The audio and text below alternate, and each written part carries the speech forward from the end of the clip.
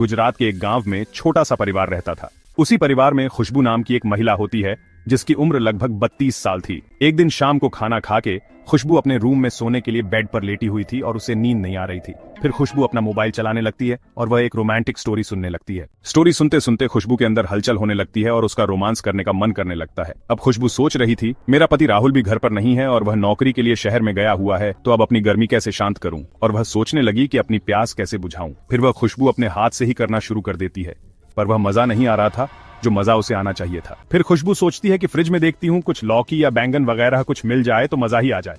फिर खुशबू फ्रिज में देखती है तो उसे एक बैंगन दिखाई देता है। अब खुशबू बैंगन को लेती है और अपने बेड पर आ जाती है और बैंगन से करने लगती है। करते करते खुशबू इतना गर्म हो जाती है कि वह बेशुद्ध हो जाती है और खुशबू दूसरी दुनिया में पहुंच जाती है। लेकिन तभी बैंगन खुशबू के अंदर टूट जाता है और आधा टूटा हुआ बैंगन अंदर ही रह जाता है। खुशबू उसे निकालने की बहुत कोशिश करती है लेकिन वह नहीं निकल पाता है। फिर यह बात जब खुशबू के ससुर माखन लाल को पता चलता है तो वह खुशबू के पास आते हैं और खुशबू के साथ कुछ ऐसा करने लगते हैं जिसकी किसी ने कल्पना भी नहीं की होगी। तो दोस्तों, ये कहानी को सुनकर आपके होश उड़ जाएंगे और आपको बड़ी हैरानी होगी कि एक ससुर अपने बेटे की पत्नी के साथ ऐसे कैसे कर सकता है। इसलिए आप वीडियो में लास्ट तक बने रहिएगा क्योंकि इस घटना से आपको बहुत बड़ी सीख मिलने वाली है। घटना को शुरू करने से पहले आपसे एक रिक्वेस्ट है, अगर अभी तक आपने हमारे चैनल को सब्सक्राइब नहीं किया है तो प्लीज चैनल को सब्सक्राइब जरूर कर लें ताकि ऐसी घटनाएं आप लोगों तक पहुंचा सकूं। तो दोस्तों, ये सच्ची घटना लुधियाना के गुजरात की है। यहाँ एक हंसता खेलता परिवार रहता था। परिवार में एक महिला होती है जिसका नाम खुशबू होता है। खुशबू की उम्र लगभग 32 साल थी। खुशबू एक खूबसूरत, समझदार और परिवार की जिम्मेदारियों को निभाने वाली औरत थी। खुशबू के पति का नाम राहुल होता है। उनकी एक नन्ही सी 6 साल की बेटी होती और राहुल के पिता माखन लाल होते हैं। राहुल 36 साल का था जो दिल्ली में एक प्राइवेट कंपनी में अच्छी नौकरी करता था। दिन रात मेहनत करता था और खूब पैसा कमाता था ताकि अपने परिवार को हर सुख सुविधा दे सके। और जो राहुल के पिताजी के नाम माखन लाल था, जो कि उनकी उम्र 55 साल के थे। माखन लाल जी दिल के कोमल इंसान थे। उनका जीवन तो जैसे उनकी पत्नी के जाने के बाद अधूरा सा हो गया था। 2 साल पहले उनकी पत्नी इस दुनिया से चली गई थी और तब से घर का सन्नाटा उन्हें खाए जा रहा था। लेकिन वह अपने बेटे की जिम्मेदारी निभाते हुए बहू खुशबू और पोती की देखभाल में लगे रहते थे। घर के पास थोड़ी बहुत जमीन थी जिस पर खेती बाड़ी कर लिया करते थे। राहुल भले ही दिल्ली में था लेकिन हर दिन अपनी पत्नी और पिता से फोन पर बात करता रहता था। सब कुछ ठीक चल रहा था, लेकिन कहते हैं ना, कभी कभी जिंदगी की किताब में कुछ ऐसे पन्ने जुड़ जाते हैं जिनकी हमने कभी कल्पना भी नहीं की थी। तो दोस्तों, एक दिन खुशबू के साथ एक ऐसी घटना होती है जिसे कोई सपने में भी नहीं सोच सकता था। दरअसल दोस्तों, रात का समय था जब सब लोग खाना खाकर सो गए थे, लेकिन खुशबू को नींद नहीं आ रही थी। फिर वह अपने पति राहुल को कॉल करती है और अपने पति से बात करती है और वह अपने पति राहुल से हालचाल पूछती है, कुछ घर की बातें करती है और उसके बाद फोन रख देती है। फोन रखने के बाद अपने मोबाइल में कुछ रोमांटिक स्टोरी देखना शुरू करती है। जब ये वीडियो देख रही होती है तो खुशबू के अंदर कुछ हलचल होने लगती है। उसका भी कुछ करने का मन करने लगता है। खुशबू का भी रोमांस करने का मन करने लगता है, लेकिन उस टाइम राहुल पास में नहीं था, तो खुशबू हाथ से ही करने लगती है जिससे इसको संतुष्टि मिल जाती है। लेकिन दोस्तों, एक दिन उसके साथ एक ऐसी घटना घट जाती है जिसे सुनकर आप हैरान रह जाओगे। फिर शाम का टाइम होता है। खुशबू अपने ससुर माखन लाल जी से बोलती है, बाबूजी, घर में सब्जियां खत्म हो गई, आप मार्केट जाएगा तो लेते आइएगा। तो माखन लाल जी बोलते हैं, ठीक है बहू, मैं अभी मार्केट ही जाता हूँ, थोड़ा मुझे अपना भी काम है और सब्जियां भी लेते आऊंगा। उसके बाद माखन लाल जी मार्केट जाते हैं। माखन लाल जी बड़े प्यार से मार्केट से बहुत सारी ताजी सब्जियां लेकर आते हैं। इत्तेफाक से उस दिन माखन लाल जी बैंगन भी ले आते हैं। मार्केट से आने के बाद वह खुशी खुशी अपनी बहू खुशबू से कहते हैं, बहू, कल बैंगन की सब्जी बना देना, बहुत दिनों से बैंगन की सब्जी खाया नहीं है, मेरा मन भी कर रहा था। खुशबू मुस्कुराते हुए जवाब देती है, ठीक है बाबूजी, कल आपके लिए स्वादिष्ट बैंगन की सब्जी बनाती हूँ। खुशबू बड़े प्यार से बैंगन उठाकर फ्रिज में रख देती है ताकि ताजगी बनी रहे। जब रात का समय होता है तो घर में हल्की हल्की ठंड और सुकून भरी शांति होती है। सब लोग खाना खाकर अपने अपने बिस्तरों पर चले जाते हैं। फिर माखन लाल जी भी चैन की नींद सोने के लिए बिस्तर पर लेट जाते हैं और खुशबू की बेटी भी अपनी प्यारी सी दुनिया में खोकर सो जाती है। इधर राहुल भी अपनी पत्नी खुशबू से फोन पर बात करता है। दोनों के बीच हंसी मजाक, दुनिया भर की बातें और कुछ मीठे हंसी मजाक होते हैं। करीब आधे घंटे बाद जब बातें खत्म होती हैं तो राहुल बोलता है, अच्छा सुनो, अब सो जाओ, सुबह उठना भी है, गुड नाइट। राहुल इतना कहकर फोन काट देता है। फिर उसके बाद दोस्तों, जो खुशबू होती है फिर से वही मोबाइल में रोमांटिक वीडियो देखने लगती है। जब वह वीडियो देखने लगती है तो खुशबू के शरीर में भी हलचल होने लगती है। अब खुशबू का पूरा मूड बन चुका था। फिर खुशबू को बर्दाश्त नहीं हो रहा था। तभी खुशबू के दिमाग में बैंगन का ख्याल आ जाता है। वह तुरंत ही फ्रिज के पास जाती है और फ्रिज के अंदर से बैंगन लेकर आती है और बैंगन से खेलने लगती है। खुशबू बैंगन से काफी जोर से खेल रही थी। खुशबू अब मदहोश हो चुकी थी। तभी खुशबू एक जोरदार झटका मारती है। तभी वह बैंगन खुशबू के अंदर ही टूट जाता है, और जब टूट जाता है तो खुशबू हैरान हो जाती है क्योंकि वह बाहर ही नहीं निकल रहा था। फिर खुशबू कोशिश करती है और वह रात भर परेशान होती है, लेकिन बैंगन निकलता नहीं है। फिर खुशबू को काफी ज्यादा दर्द होने लगता है। फिर सुबह हो जाता है, खुशबू फिर निकालने की कोशिश करती है, तब भी नहीं निकलता। ऐसा करते करते अगले दिन शाम हो जाता है, फिर भी नहीं निकलता है। जब नहीं निकलता है, अब खुशबू का दर्द और भी ज्यादा बढ़ने लगा है। खुशबू के मन में बेचैनी सी होने लगी और दिल जोर जोर से धड़क रहा था। घबराहट इतनी थी कि अब सहन करना मुश्किल हो रहा था।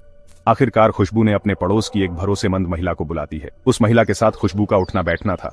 उसके बाद खुशबू ने पूरी घटना महिला को बताई। जब महिला ने खुशबू की बात सुनी तो वह महिला दंग रह गई। पड़ोसन महिला ने कहा, अरे खुशबू, ये तूने क्या कर दिया? ऐसी गलती भला कोई करता है? वह चिंता में पड़ गई, लेकिन फिर पड़ोसन ने कहा, अब जो होना था हो चुका था। खुशबू बेचैनी से कहने लगी, मुझसे अब और सहा नहीं जा रहा, कुछ करो। पड़ोसन ने कहा, अब तो रात हो गई है, कुछ नहीं हो सकता है। अब इतनी रात को कोई डॉक्टर भी नहीं मिलेगी। सुबह जल्दी चलेंगे और एक अच्छी महिला डॉक्टर को दिखा देंगे। खुशबू की रात जैसे तैसे कटती है, हर मिनट भारी लग रहा था। सुबह होते ही खुशबू ने अपने ससुर माखनलाल से कहा, बाबूजी, मेरी तबीयत ठीक नहीं लग रही है, मुझे डॉक्टर को दिखाना पड़ेगा। फिर खुशबू के ससुर को लगा वही पुरानी बीमारी होगी। ससुर ने कहा, ठीक है बेटा, जाकर दिखा लो। खुशबू जैसे तैसे अस्पताल पहुंचती है और महिला डॉक्टर को दिखाती है। डॉक्टर ने ध्यान से देखा और जैसे तैसे करके उसे बाहर निकाला। निकालने के बाद डॉक्टर ने कहा, अगर एक दिन और रुक जाती तो बड़ा इन्फेक्शन हो सकता था और तुम्हारी जान भी जा सकती थी। अच्छा हुआ तुम टाइम से आ गई और इसे बाहर निकलवा लिया। उसके बाद डॉक्टर ने कुछ दवाई दी और कहा, अब घबराने की जरूरत नहीं है, ये दवाई को खा लेना, आराम हो जाएगा। फिर महिला डॉक्टर ने कहा, आगे से ऐसा कुछ भी मत करना। तब जाकर खुशबू की जान में जान आई और पड़ोसन भी राहत की सांस लेते हुए बोली, चलो अब घर चलते हैं। घर लौटने के बाद पड़ोसन का मन बेचैन हो रहा था, क्योंकि दोस्तों, औरतों के पेट में ऐसे बातें पचती नहीं है। आज पड़ोस में ऐसी कोई भी बात हो जाए तो भले ही वह किसी और को बताए या ना बताए, लेकिन अपने पति को जरूर बताती है, वह भी पूरे मजे के साथ। तो दोस्तों, जो कुछ खुशबू के साथ हुआ था वह अपने पति को सब बता देती है। पड़ोसन बोलती है अपने पति से, अजी सुनते हैं माखनलाल की बहू ने ऐसे ऐसे कांड कर दिया है कि उसकी बात सुनकर पड़ोसन का पति भी हैरान हो जाता है। फिर अगले दिन सुबह का टाइम था। पड़ोसी महिला का पति सीधे माखनलाल के पास आ जाता है और माखनलाल से बोलता है, भाई माखनलाल, एक काम करो, अपने बेटे को बुला लो। माखनलाल चौंक जाते हैं। माखनलाल बोले अपने पड़ोसी से, अरे अभी तो 1 महीना पहले आया था, हर 3 महीने पर आता ही रहता है। अब वह एक बेटी का पिता बन गया है, उसके लिए कुछ सेविंग भी करनी है। ऐसे बार बार बुलाएंगे तो आगे काम कैसे चलेगा? फिर पड़ोसी जिद पर अट जाता है और माखनलाल से कई बार बोलता है, देखिए अपने बेटे राहुल को बुला लीजिए, बहुत जरूरी बात है। माखनलाल को कुछ शक होने लगा, आखिर क्या बात है, सीधी तरह बताओ, क्या हुआ है? पड़ोसी ने इधर उधर देखा कि कोई तो पास में नहीं है ना। फिर थोड़ा पास आकर धीरे से बोला, तुमसे एक बात कहनी है, मगर किसी को बताना मत। माखनलाल ने बोला, ठीक है, बताओ क्या बात है। फिर पड़ोसी ने कहा, तुम्हारी बहू तो 2 दिन पहले हॉस्पिटल गई थी डॉक्टर के पास, जानते हैं क्यों गई थी? माखनलाल ने कहा, अरे कोई दिक्कत रही होगी, वही औरतों की हमेशा वाली बीमारी होगी। पड़ोसी ने कहा, नहीं, ऐसा कुछ नहीं है, तुम्हारी बहू तो रात में बैंगन से संबंध बना रही थी और वह अंदर टूट गया था, इसी वजह से मेरी पत्नी उसे डॉक्टर के पास ले गई थी। इस बात को सुनते ही माखनलाल का दिमाग हिल गया और दिल की धड़कन जैसे तेज हो गया था। माखनलाल को पैरों तले जमीन खिसक गई।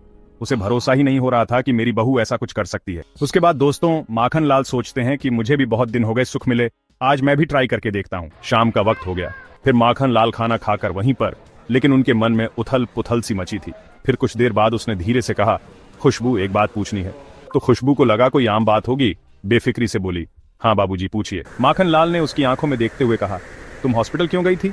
जब माखनलाल इतना बात पूछते हैं तो खुशबू घबरा जाती है और सोचती है कि लगता है बाबूजी को सब पता चल गया है, लेकिन फिर भी वह बात घुमाने की कोशिश करती है और बोलती है, नहीं बाबूजी, बस ऐसे ही मेरी तबीयत खराब हो गई थी। तब माखनलाल बोलते हैं, झूठ मत बोलो, हमें सब पता चल गया है। तब खुशबू की सांसें अटक गई थी और चेहरा सफेद पड़ गई थी। फिर माखनलाल ने कहा, मुझे सब पता चल गया है कि तुम बैंगन के साथ गलत काम कर रही थी। अब ससुर की बात सुनते ही खुशबू शर्मिंदगी से डूब जाती है। तब खुशबू को समझ में नहीं आ रहा था कि ससुर जी की बातों का क्या जवाब दूं। खुशबू अपने मन में सोचती है कि ससुर जी को ऐसा नहीं बोलना चाहिए था। माखनलाल ने भी अपनी बहू से बेशर्म की तरह पूछ लिया। फिर उसके बाद ससुर कहता है, कोई बात नहीं बहू, तुम ज्यादा परेशान मत हो, मैं घर पर ही रहता हूँ, जरूरत पड़े तो मुझसे बोल सकती हो। अपने ससुर की बात सुनते ही खुशबू चौंक जाती है और ससुर की बात खुशबू को थोड़ी देर के लिए बुरा लगती है। खुशबू गुस्से में कहती है, आप मेरे ससुर हैं, आपको मुझसे ऐसी बात करनी नहीं चाहिए। फिर माखनलाल कहते हैं कि बहू, इसमें कोई शर्माने की बात नहीं है, आगे तुम्हारी मर्जी है, चाहे तो एडजस्ट कर सकती हो, हम दोनों एक दूसरे की कमी पूरी कर सकते हैं, बाकी तुम्हारी मर्जी है। उसके बाद खुशबू अपने बिस्तर पर चली जाती है और लेट जाती है और उसके दिमाग में यही सारी बातें चलने लगती हैं। फिर खुशबू सोचती है कि इधर उधर मुंह मारने से अच्छा है कि किसी को पता भी नहीं चलेगा और घर की बात घर में ही रहेगी। फिर खुशबू सोचती है कि बाबूजी भी अकेले हैं और मैं भी अकेली हूँ, चलो एक बार ट्राई करके देखती हूँ और किसी को पता भी नहीं चलेंगी। फिर एक दिन की बात है और रात हो चुका था जब 11 बजे के करीब अपने कमरे से खुशबू निकलती है और अपने ससुर के कमरे में पहुंच जाती है और कहती है, ठीक है आप जैसा चाहो कर लीजिए, लेकिन इस बात का किसी को पता नहीं लगना चाहिए। फिर माखन लाल जो है अपनी बहू को पकड़ता है और बेड पर लेटा देता है। फिर दोनों में संबंध बनता है। माखन लाल बहुत दिनों से रुका हुआ था। वह बहुत जोरदार तरीके से संबंध बना रहा था और मन में सोच रहा था, आज बहुत दिनों बाद मिला है, आज सारी कमी पूरी कर दूंगा। माखन लाल ने खुशबू की हालत खराब कर दी थी। 30 मिनट तक प्रोग्राम चलता है, उसके बाद दोनों लेट जाते हैं। 1 महीना तक ऐसे ही प्रोग्राम चलता रहता है। जब भी दोनों को टाइम मिलता था तो दोनों शुरू हो जाते थे। कुछ दिन तक ऐसा ही चलता रहा। फिर एक दिन ससुर जी दिन में ही शुरू हो जाते हैं। दिन के लगभग 12 बज रहे थे। तभी खुशबू और ससुर दोनों खुशबू के कमरे में लगे हुए थे। तभी अचानक बाहर से पड़ोसन की आवाज आई, अरे खुशबू घर पर हो क्या? खुशबू घबरा गई पर जल्दी में खुद को संभालते हुए कमरे से बोली, हाँ बस आ रही हूँ। पर अंदर ही अंदर उसका दिल जोर जोर से धड़कने लगा था। पड़ोसन ने दोबारा आवाज दी, अरे जल्दी आओ ना, कितनी देर लगा रही हो? वह धीरे धीरे दरवाजे के पास आ गई।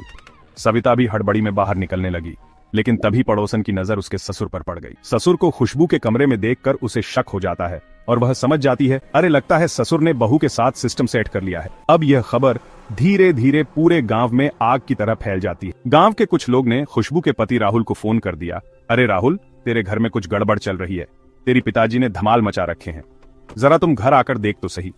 पहले तो राहुल को इनकी बातों का विश्वास नहीं होता और राहुल बोलता है, अरे क्या बोल रहे हो, पागल हो क्या? पर जब कई लोगों ने वही बात राहुल से कही तो उसका दिल बैठ गया। उसने तुरंत खुशबू को फोन लगाया और पूछा, ये गांव में ऐसे ऐसे बातें हो रही हैं, सच सच बता, नहीं तो ठीक नहीं होगा। खुशबू बोली, सब झूठ है, लोग बेवजह बदनाम कर रहे हैं। राहुल ने कहा, सच कह रही हो ना? फिर खुशबू ने कहा, हाँ कसम से। फिर राहुल ने थोड़ी देर सोचा और फिर कहा, ठीक है मैं मान लेता हूँ, पर अगर कुछ भी गड़बड़ हुई तो अंजाम सही नहीं होगा। उसके बाद फिर राहुल के पास फिर से फोन आता है। इस बार राहुल सीधा अपने गांव ही आ जाता है और आते ही सीधा पड़ोस वाली महिला के पास चला जाता है और उस महिला से पूछता है। महिला भी सब सच सच बता देती है कि ऐसे ऐसे हुआ था। उसके बाद राहुल अपनी पत्नी खुशबू को मारने पीटने और धमकाने लगता है। खुशबू बोली, राहुल मेरी मजबूरी भी समझो, मैं भी औरत हूँ, तुझे क्या पता मैं कितनी तड़पी हूँ। फिर राहुल शांत हो जाता है और मन में सोचता है कि शायद मेरी ही कोई कमी रही होगी, तभी खुशबू ने इतना बड़ा कदम उठा लिया है। उसके बाद दोस्तों राहुल खुशबू और अपनी बेटी को लेकर दिल्ली चला जाता है। वहां उसने बेटी को अच्छे स्कूल में एडमिशन कराया और अपनी नई जिंदगी की शुरुआत करने की कोशिश की। तब तक इधर माखन लाल अकेलेपन में घुटता जा रहा था।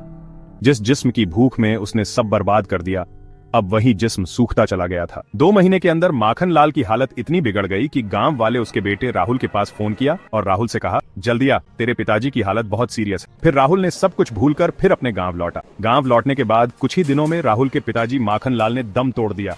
राहुल बैठा हुआ अपने पापा की तस्वीर देख रहा था और उसके आंखों से आंसू बह रहे थे। राहुल ने कहा, मेरे पिताजी ने गलत किया था, पर शायद मुझे भी इतना सख्त नहीं होना चाहिए था। शायद मेरे वजह से ही उनकी जान चली गई है, पर अब कुछ बदल नहीं सकता था। तो दोस्तों यह कहानी यहीं पर समाप्त होती है। इस कहानी का मकसद आपको परेशान करना नहीं, बल्कि आपको सचेत और जागरूक करना है। हमेशा अपने रिश्तों को समय दो और समझो, ताकि हालात कभी ऐसे बने ना। मिले फिर एक नई कहानी में। अपना और अपनों का ख्याल रखना। धन्यवाद। जय हिंद दोस्तों।